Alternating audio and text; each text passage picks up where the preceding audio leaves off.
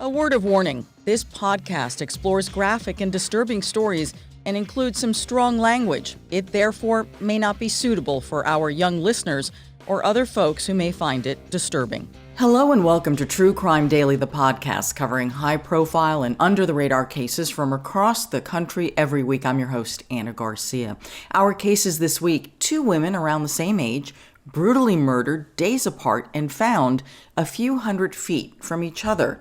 Coincidence? Or could the murders be linked? Police haven't released many details, but they are warning people not to walk alone. Clearly, there's at least one killer on the loose.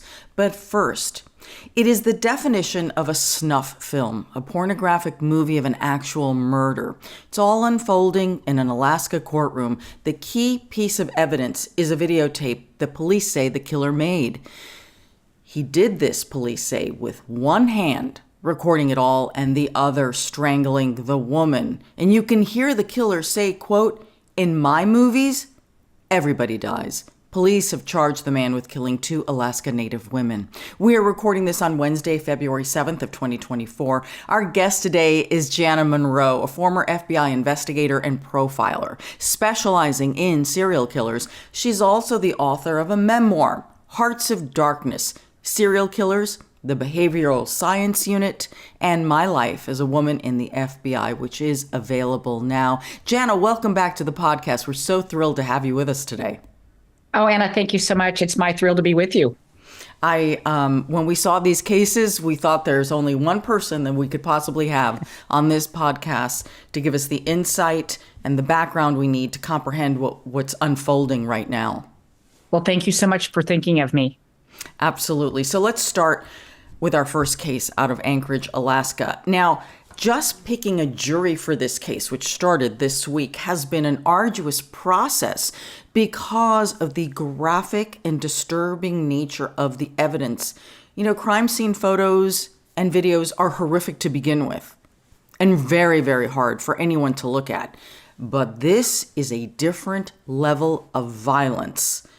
And Jana, I don't know how you find a jury with a steel stomach to tolerate seeing what they're about to see. Yeah, and it's not only a steel stomach, a great way to put that, but it's also someone who's going to leave their judgment at the door. That's not going to, whatever they've heard about it. I know they're trying to find jurors who know very little about the case because that makes it much easier to not pass judgment. But for any information that they may have heard or even slightly read about, just to leave that judgment at the door to have a fair trial. Hard to do. Very hard to do in this case. Very hard even to report this case. Prosecutors say the accused is 52-year-old Brian Stephen Smith. They say he recorded himself torturing and killing a woman in a hotel room. They said that he held the camera with one hand and then he strangled her with the other.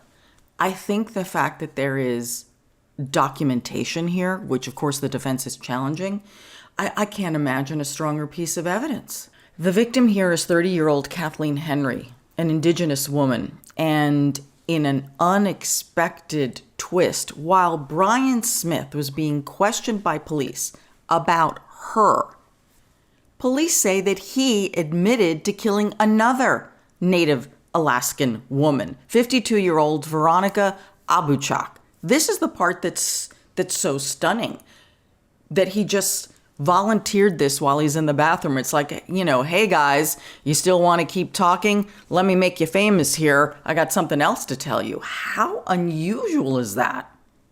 Well, and I actually, in my experience previously in working with, and I'm just going to refer to him as a serial killer. We don't know that to be a fact yet, but it's not that unusual. And what that is, it's the ego. It's his ego taking control of himself. And I think I'd mentioned previously when we were doing our research and speaking and interviewing serial killers that were already apprehended and convicted, and the FBI could offer them nothing. Not a stay of execution, not a better prison, no better food. And what we appealed to was their ego, saying to them, you were so excellent at what you did. We need to learn from you. We don't know. And it would really appeal to them. Yes, yes, I am smarter than you. And oh, by the way, I've done X, Y, and Z also. It was not unusual during that time frame for confessions, or at least to tell a story about another victim, which we weren't even aware of. That is very disturbing, and it's very, very scary about serial killers. I want to start with Kathleen Henry's murder. This is the one which police say was videotaped. And in order to understand, I believe, this case, I want to back into it as to how police obtained the video, because it is the video that tells the story, even though the defense is denying the validity of the video.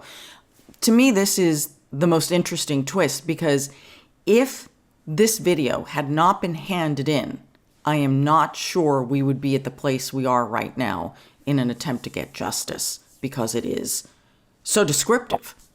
Yeah, I completely agree with you. It's extreme, it's descriptive, it's detailed. You've got an interaction between an alleged offender and a victim. It's extremely condemning evidence, and it really tells a story. Yeah. So police say then that in September of 2019, a sex worker who remains unnamed came forward with an SD card. Those were those small, square, digital memory cards that we use, let's say, in camcorders. I know we don't use them a ton, but for those of you who may not know what we're referring to. So the woman says that a man, a truck driver, picked her up and they were in the cab of his truck, and that he left to get cash to pay her.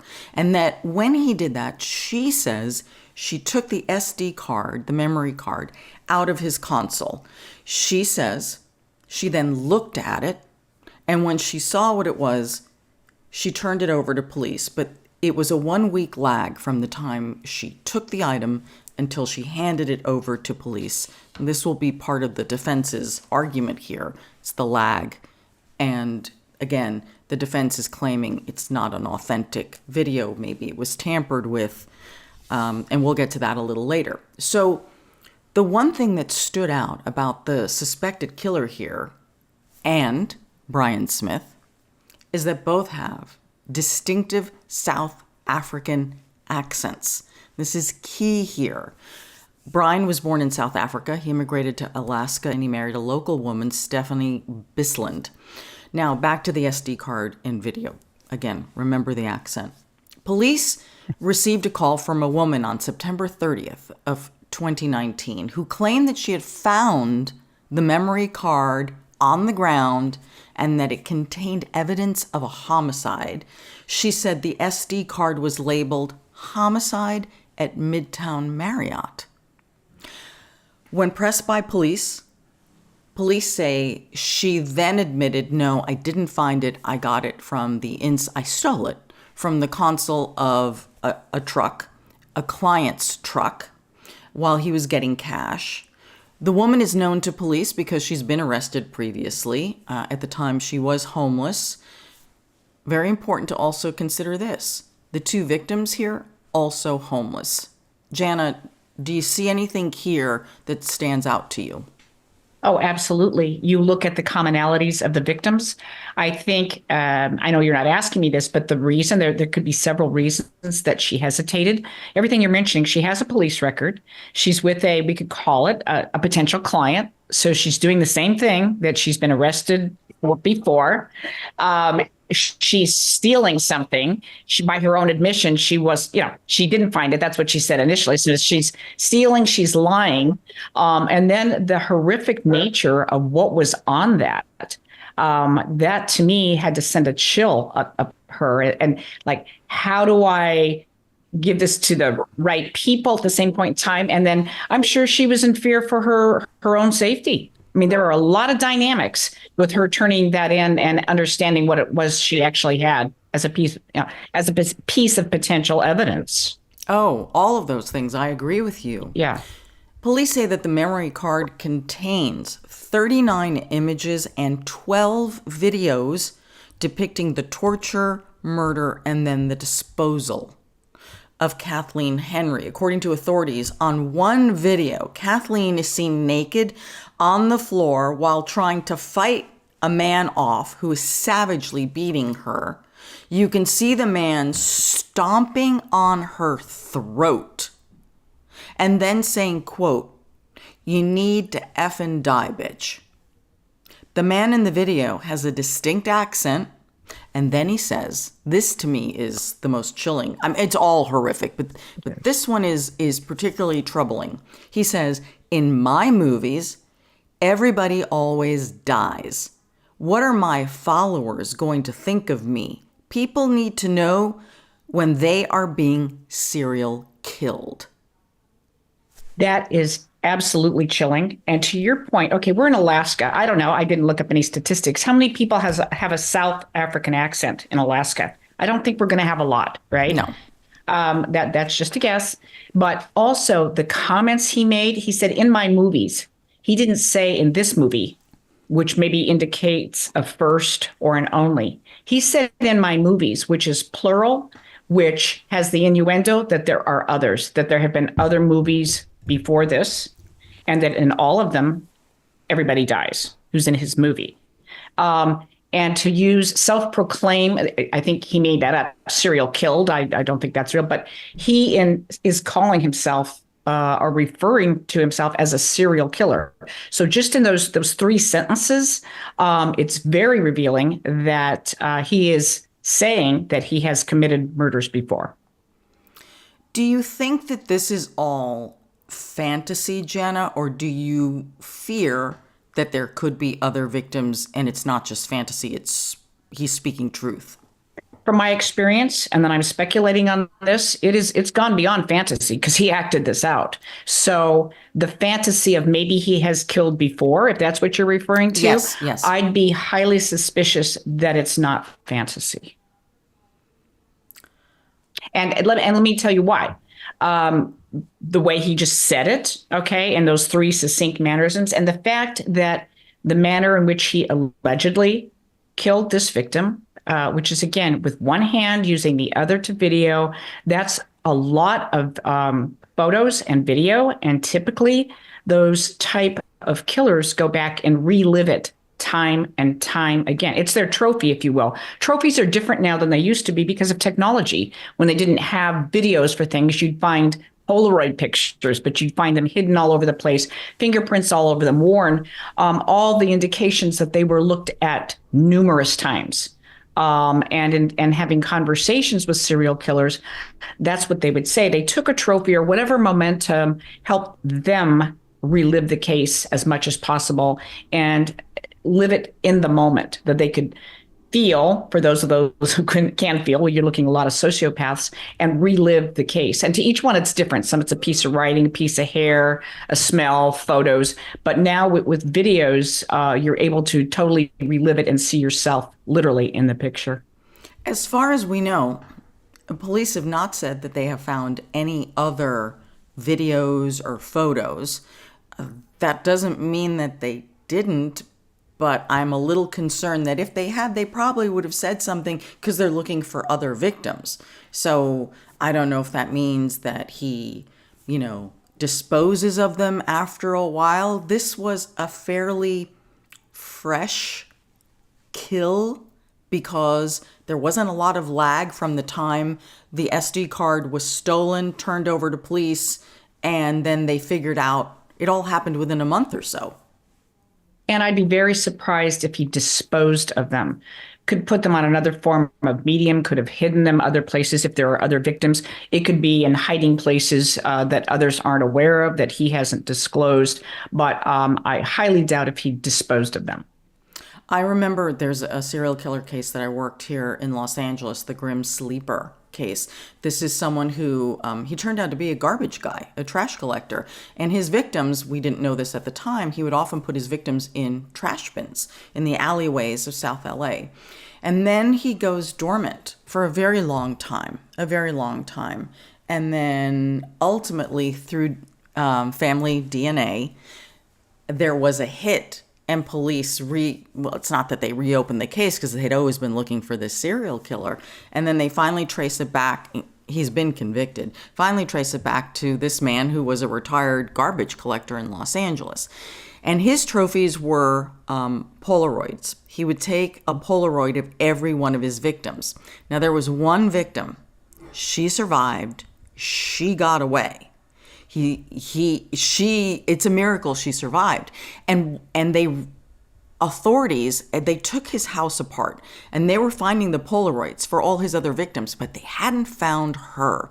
And I remember the prosecutor saying to me, because, you need search warrants for all of this.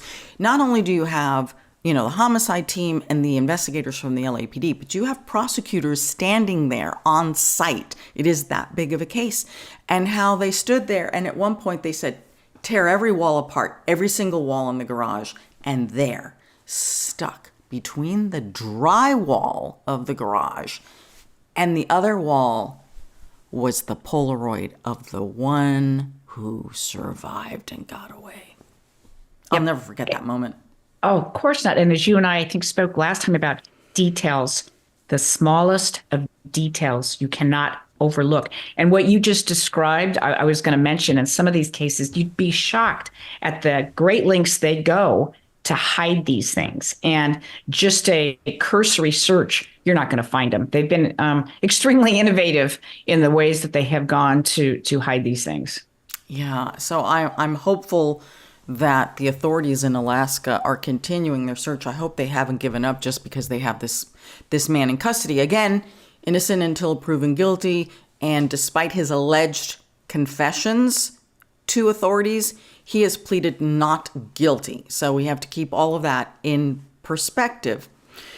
So, according to police, the killer, after he allegedly murders this woman, Kathleen, he puts the body, and this is all from videos and everything, puts the body on a luggage cart. Those big ones with the gold brass arches that you push through. He covered her body with a blanket, then rolled her body out to a truck. The woman who turned in the video to police, she said she recognized the pattern of the carpeting. So based on the timestamps of the video and the images, police believe that they were recorded between September 4th and September 6th of 2019 at the Town Place Suites by Marriott. Police say they can place Brian Smith at the hotel between September 2nd and 4th, so there's some overlap there. Jana, why in the world would you check into a hotel under your name if you are going to commit this murder? I think, again, we'll go to ego, going to someone who's arrogant, someone who believes that he's not going to get caught because he's smarter. He's smarter than the police, doesn't think much of law enforcement, and probably, and this is no disrespect because I know people from Alaska State Troopers, but they've got excellent law enforcement there. But you look and they say, oh, Alaska, someplace out of the middle of nowhere, they probably don't have trained people. I think he totally let his arrogance underestimate law enforcement and what could happen. So they believe that images of Kathleen's lifeless body on the back of a truck were recorded on September 6th, which means this crime was committed over several days. He's in the hotel room starting September 2nd. The murder and then the disposal happens over from September 4th to the 6th. That's a fairly long period of time. Right. And I would want to, I wonder, let's just put it that way, if he had not selected a site, which is, not that many killers do that. That was a Ted Bundy thing. He selected the site before he selected the victim and killed her. So in something like this, I think he's probably spending time with the deceased. I mean, this now is speculation on my part. We could be looking at postmortem activity, postmortem sexual activity. However, if that did take place, I would think there would be photos or some filming of that too, for him to relive. So I think potentially a combination of that and deciding where and what he's going to do with the body would account for some of that time. Oh, this is the reason, for those of you who are watching, the reason that this I was grimacing and this is making me so uncomfortable. There's a serial killer in Louisiana out of Baton Rouge that I covered. And it's very disturbing. I mean, obviously all serial killers are disturbing, but Jana, this was years after he had been arrested and everything. And we did the interview in his home. His girlfriend at the time still lived there. They even had the car out in the back, the car that he would pick up his victims with. And I'm just sharing, just things as a reporter. And Sure. so, I'm very uncomfortable in there. The kitchen is where he washed and dismembered body parts. Just incredibly uncomfortable, right? And so I had to use the bathroom. I'd been there a long time. I tried, I'm just in one of these, like, I just want to get out of here, right? And so I swear to you, I'm in the bathroom and I'm overwhelmed by a feeling. I can't explain it. I feel very ill and I'm overwhelmed by a feeling in the bathroom. The next day, I'm interviewing the cops on this case, right? And that's when the cop says to me, oh, he's, telling me about the case. He said, well, one of the victims, he cut her hands off and he took her into the bathroom, the hands, and was playing with the hands and caressing the hands. I had no idea. I swear to you, I had no idea. And I was like, oh my God, I felt so ill in that bathroom. I mean, you could say I felt ill in the entire home. Right. But this concept of cutting off the hands and then playing with it and just like, ugh. You probably tapped into that, what we call that another one of the senses, right? That everybody has that internal voice, that little feeling that the hairs on the back of your neck are sticking up. You had that and you couldn't articulate it to yourself. You didn't know why. And I would fathom to speculate on that one that you were sensing that.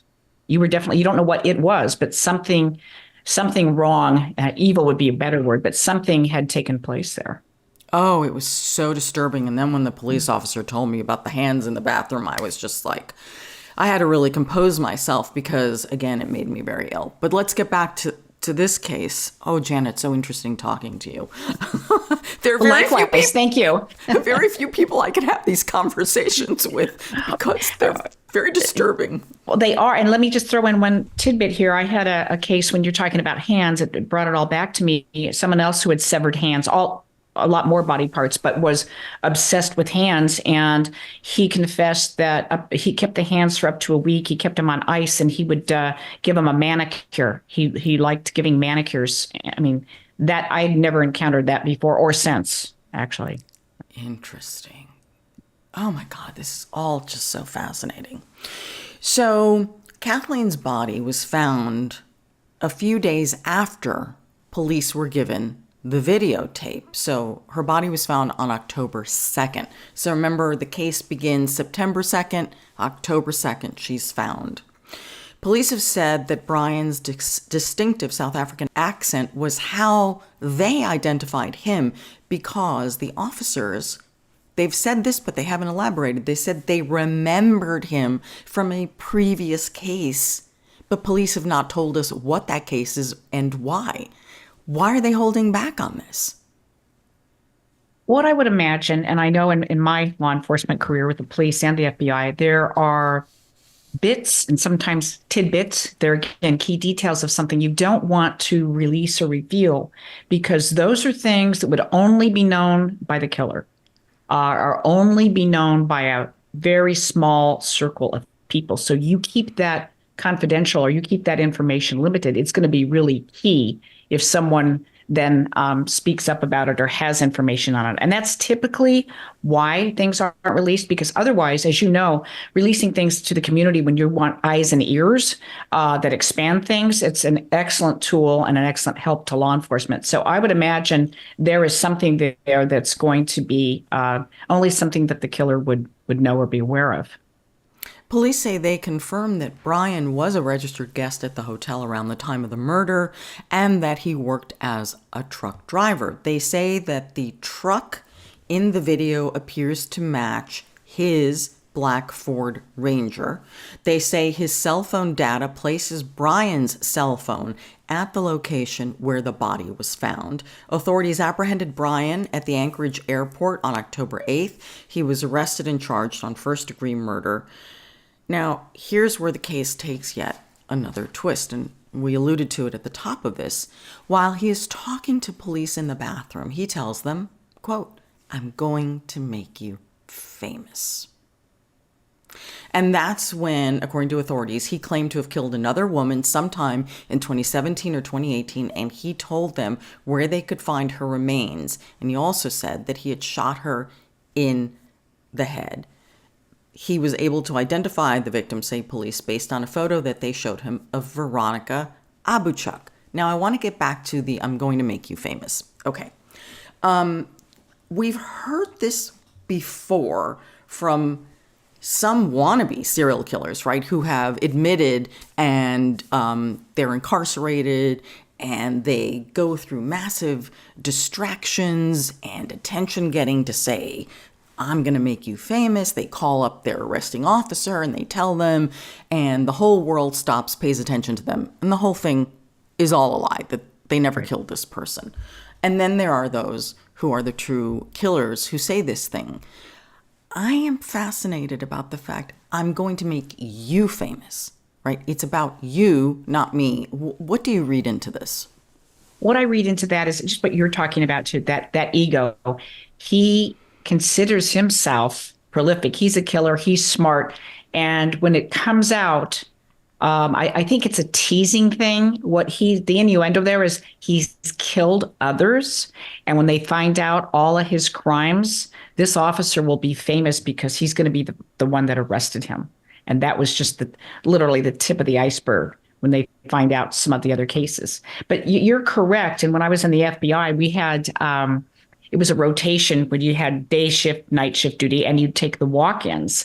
And you'd get these people that would come and confess to a murder that was high profile in the area, and they'd already apprehended the offender. But we'd get, anywhere from 10 to 20 people within a 6-week time frame that came in and confessed to it. And then when you ask for details, of course, they were all over the place, or they would only recite what had been made public in the paper, or on TV.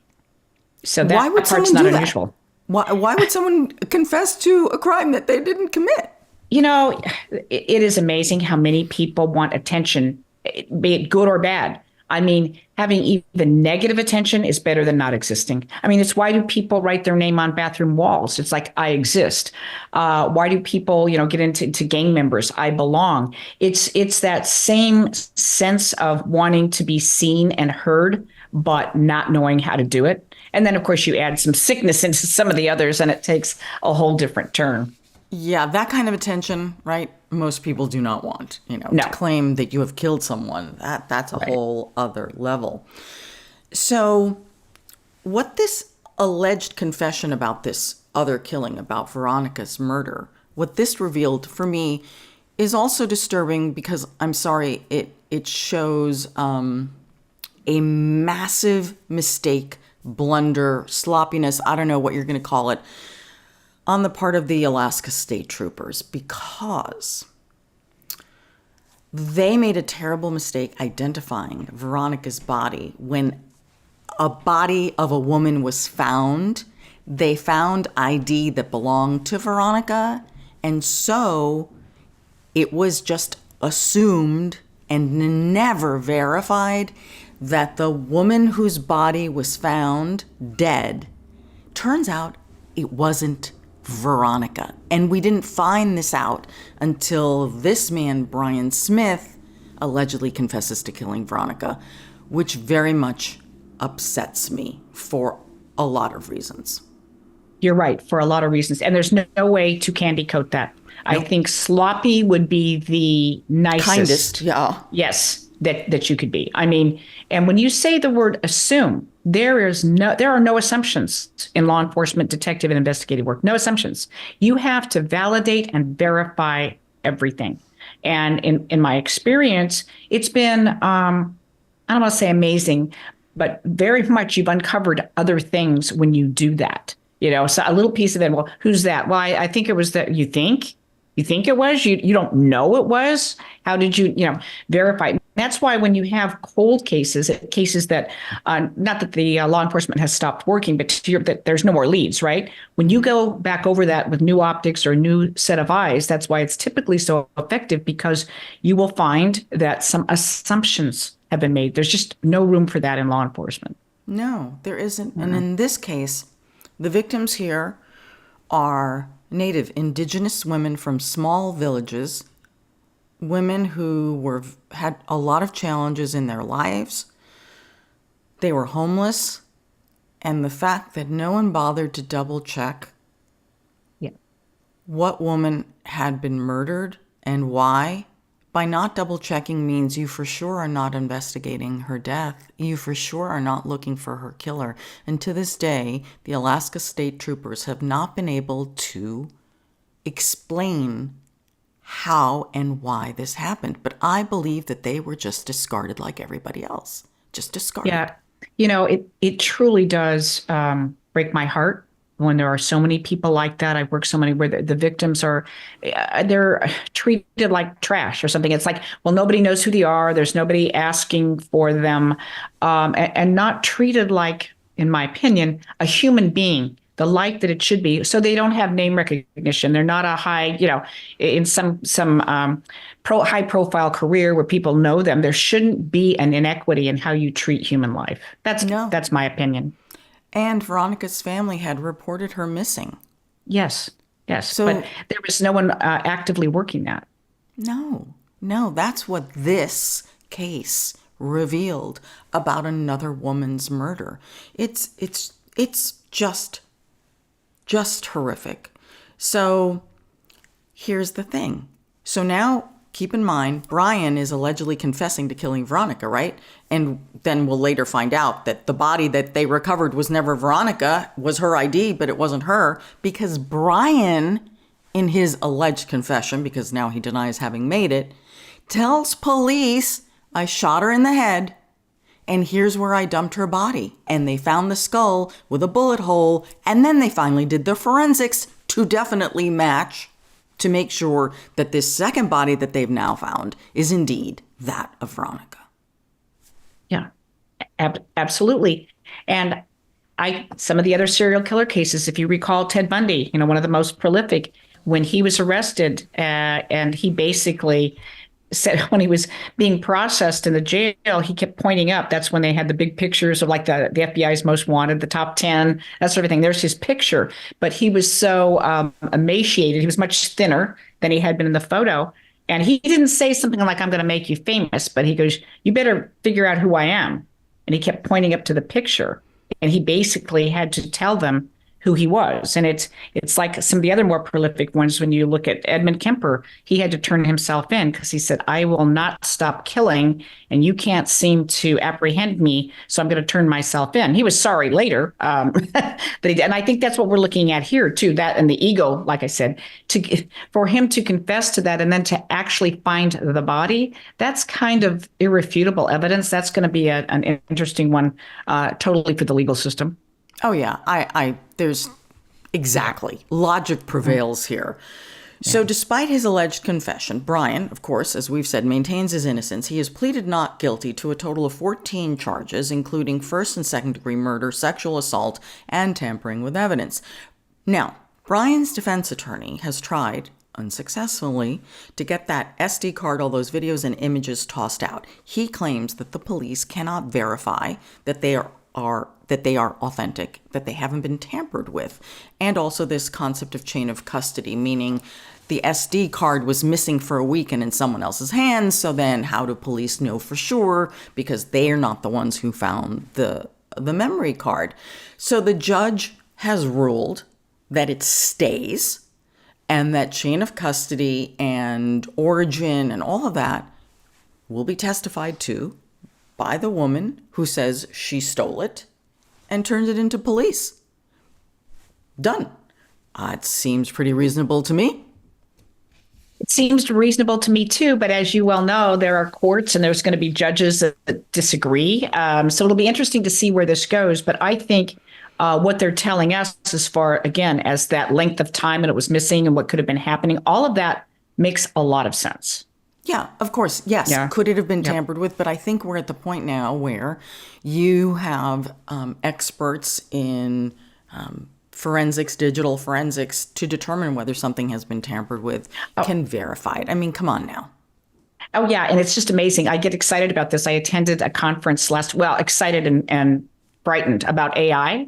and the capabilities of AI. And this was like not only in law enforcement, but in art and having AI paint things and authenticate it instead of people, and how they've got people trying to change the laws on that now. And it was just amazing. But when you look at this suspect and in this area, it would be very surprising if he were that sophisticated and had AI doing this and taking it all, and that, or she did, after the fact. But even if that were, there are ways to verify whether that has been tampered with or not.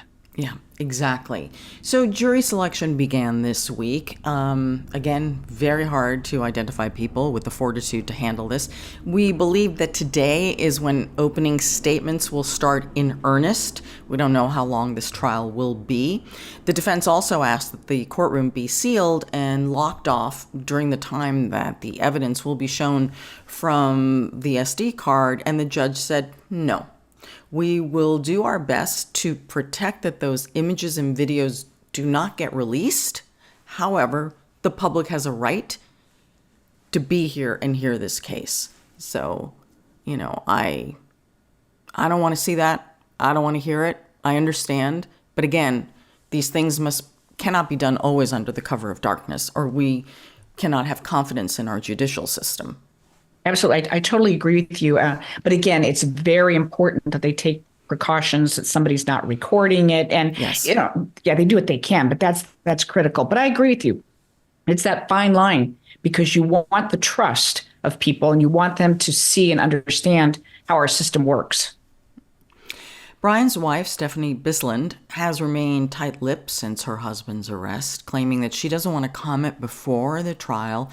She gave a tiny brief statement to the Alaska news source saying, quote, "I don't think he did it." Okay, well, there you go. As you know, that is not exactly a real powerful statement. I don't think he did it. I don't think. Yeah, you can put inflection. I don't think he did it. I don't think he did it. I mean, I think she was pressed for something to say on that. And I don't know how much homework she did before marrying this guy, or what indications she has seen. I'm not going to go so far as say about any culpability, but no. there is something. You can't live with someone like that who doesn't display some kind of aberrant behavior. But a lot of times the naive or the people who want to stay with someone, you see that a lot in abuse cases, will slough it off as to, oh, that's just how he is, or that's just a quirk or something idiosyncratic. But she has to be aware of something, and I'm sure does not at this point want to get involved. If convicted, Brian will face 99 years behind bars. That seems kind of short, but we'll see. It does to me too. Yeah, we'll see. Absolutely. We will be watching this case for sure. Our next case is out of Indiana, where two women of similar age have been murdered days apart from each other and their bodies found very close to each other. The murders have police baffled and an entire community frightened. The victims are 58-year-old Shannon Lasser and 52-year-old Marianne Weiss. Two white women in their 50s, found dead less than a week apart. The women's bodies were discovered less than a 3-minute walk from each other on the exact same road. So police say that there's no evidence connecting the two. They have admitted to a, quote, number of commonalities, and that they're warning people not to walk alone until they find the killer or killers. I don't know what to make of this. We wanted to include this, one, because, when police are warning everyone, please don't walk alone, police have not verified the manner of death, but the family members of one of the women says that she was stabbed to death. And then the police have said that without describing the manner, that there are similarities in how they were killed. Jana, what do you make of this? Well, I think what we're looking at here is the link analysis, trying to make that link. Are we looking at the same offender? I think their age is not as relevant as, I don't know what the demographics are for that area, but there could be a lot of white women, period, yeah. Right? Okay. Mm-hmm. And they were so close together in that. And I say the age is not as relevant because it could be more their vulnerability they appeared vulnerable. I read somewhere one of them had potentially been drinking. If you do look like you're older or not paying attention, you're walking alone, single female, that makes you more vulnerable. So again, not one could have been 62 and 132 to me, and that could have been very similar circumstances. But the fact that if they are or were both stabbed together and in that area and so close together would certainly lead me to believe that it's more than a coincidence. Yeah. And stabbing, again, is an up close and personal way to kill. Shooting, that says something about the killer and that interaction with the victims. I'm not saying that I think he knew them, because right now, at least as far as I know, there's no indication that they knew each other, that the victims knew each other. Right. Yeah. So I would not make a quantum leap to say that the killer knew both of them by any stretch, but I think they were targeted as being vulnerable. And I do think that the more evidence that they find on this, they're going to find more linkage. So 2 weeks ago, on January 27th, Shannon was found dead near a strip mall across the street from where she lived. Her body was discovered outside of a dental practice on the 2200 block of North Mithofer Road by an employee from a neighboring business. Found her at about 9 a.m. While police have not announced her manner of death, Shannon's son spoke with media outlets, and he said that his mother had been stabbed to death. Shannon's family said that she left home about 10:30 or 11 that night, the night before, and that she said that she was going to walk up to the gas station. The children indicated she may have been drinking. It's also important, Shannon was deaf, and she had moved to the area 3 years ago with her children from Seattle to Indianapolis. You mentioned something about being vulnerable. Now, very high functioning and communicative people who do not have hearing. So that may or may not have had anything to do with it. She may not have heard someone coming up behind her, but she certainly, all her other senses would have sensed someone. Does that add to the vulnerability factor? Yeah, and I think it does, in that, yes, you can sense some things, but hearing is very important. And when I do situational awareness presentations, that's one of the first things I say: do not wear headphones when you're out walking, because yes, don't do that. I don't care if it's noon; it doesn't matter. But it's 11 o'clock at night. But she wouldn't have that advantage anyway. So I think that also would have added to her vulnerability if someone approached from behind. Yeah, I stopped doing that a very, very, very long time Good. ago. Yeah, good. You can't hear anyone coming up behind you.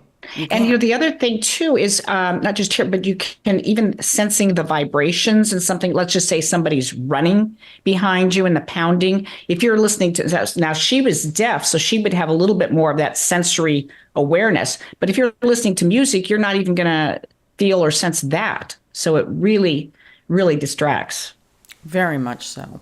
Now, 5 days later, on February 1st, Marianne Weiss is discovered murdered. Her body was found on the 2100 block of North Mithofer. Same road, literally separated by a parking lot. That's how close they were found. She was found between a Dollar General store and a laundromat. Her body was only a couple hundred feet from the strip mall where Shannon's body was found. So again, a parking lot between them. That's not a big distance. And the same street. It's not like, you could say a different street. It's not trying to read too much into it, but this is why people are so worried in this area. Police have not said how Marianne was killed. So we, again, do not know. Yeah, that makes it very, there are so many facts or so many evident parts of this case that are missing to say anything any more conclusively. And like, how many stab wounds were there in the first victim? What's the second? Was there any sexual component to it? Were they completely clothed? I mean, there's just a lot of things that are missing regarding the interaction between the victim and the killer. And I think in a case like this, probably in that area, it has been big news, but it's not been widespread. So typically when you look at copycats, I'm going with the link analysis here. When you go with a copycat, the motivation there is because it's been a very high profile, highly publicized case. And one of those type of people that we talked about earlier that just wants the notoriety and the publicity, they would do a copycat. I don't see that happening in this case. So police so far say they have not been able to link any direct evidence connecting the two crimes, though they have noted some commonalities, which could indicate a pattern of a killer or killers. Again, we don't know, but police have said killed in the same manner.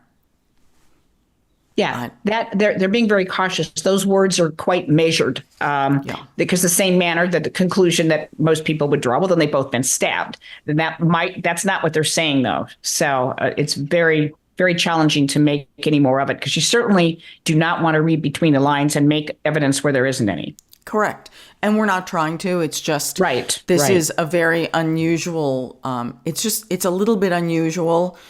Two bodies found so close together. In the same area, and if they were indeed stabbed, very frightening. I would agree with law enforcement. That's when you do put out a public announcement. Don't go walking alone. Don't go at night. Have precautions. It's that fine line. You don't want to be an alarmist, but you want people to be aware. Mm-hmm.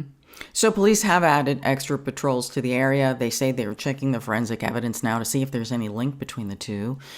Shannon's adult children have spoken with reporters, and they shared that she was a wonderful mother and a grandmother. And the son has said that there is one very weird and evil person out there. Absolutely. His mother was taken from him. Police have asked businesses and residents in the area to please check their security videos to see if there is anything at around the time of these incidents that may have captured the women walking or anything else. And Fox 59 is reporting that police have investigated 26 homicides on the east side of Indianapolis since the beginning of last year, and only 3 are solved.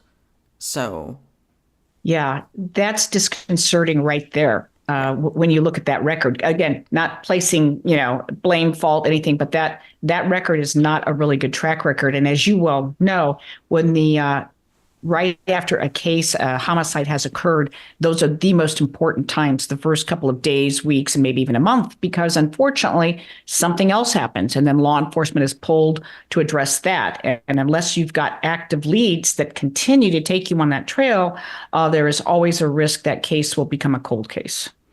And so maybe there is no connection here with these 2 murders, but perhaps this is focusing a lot of attention on what is happening in this area and how much of police resources and attention are being committed to focusing on these murders. That's a lot of people who are dead. Absolutely. Right. And you would think, that those are priority cases, right? But if you only have limited resources at a department, that means other things, maybe property crimes or some other things are going to be more at risk because you're putting your resources on your priorities. So people and family members and friends, they have been placing flowers and items of remembrance at the 2 places where the women were killed. Families and friends have held vigils and balloon releases. We'll keep an eye on this and see if any more information comes out on the forensics to shed any light on whether these 2 women were killed by one person or not. Yeah, it's a very sad case, but you're right. The forensics are going to be the answer. It is time for our comments section. These are the crime cases you all are talking about on social media, and here's our producer, Will Updike. Hey, Will. Hey, Anna. How's it going? Good. Good to see you, Jana. Thank you. Okay, so this week we have sex sounds, a Bible study, and an alleged prostitution bust. This case comes out of San Diego, California, where police say they've uncovered a prostitution ring after receiving complaints from the neighbors of adjoining massage parlors. So this kind of comes out of like a strip mall. There's allegedly these 2 massage parlors. Right next door, there's a Bible study that opened with some members who are minors. So let's talk a little bit about these 2 massage parlors. Pretty odd that they're both in the same strip mall, open right next to one another. One is called Ocean Spa, and the other one is Health Station. Now, Police have allegedly been investigating the owners of both of these businesses and their associates since 2018 because they had, believe it or not, another massage parlor under a different name. And so that previous investigation on this older one with the owners, there were similar complaints, right? There was foot traffic coming and going at all hours of the nights, employees in what was described as very sexually explicit clothing. So officers ran a sting operation on that massage parlor. They allegedly received offers for sexual services for an additional fee. So that was shut down in 2019. Now, later that same year, a relative of the owners of that shutdown spa started a new parlor. That is Ocean Spa in this new strip mall. And then the owners of that shutdown parlor want to get in on the action in this strip mall, I guess. They open their own new parlor. So we have health So stations. competing? These are competing. Well, it's a family. My understanding is it's kind of a family business. It's all Okay. it's all sort of associated here. Yes. So they opened that second parlor in 2021. So we had these simultaneous massage parlors operating in the same strip mall.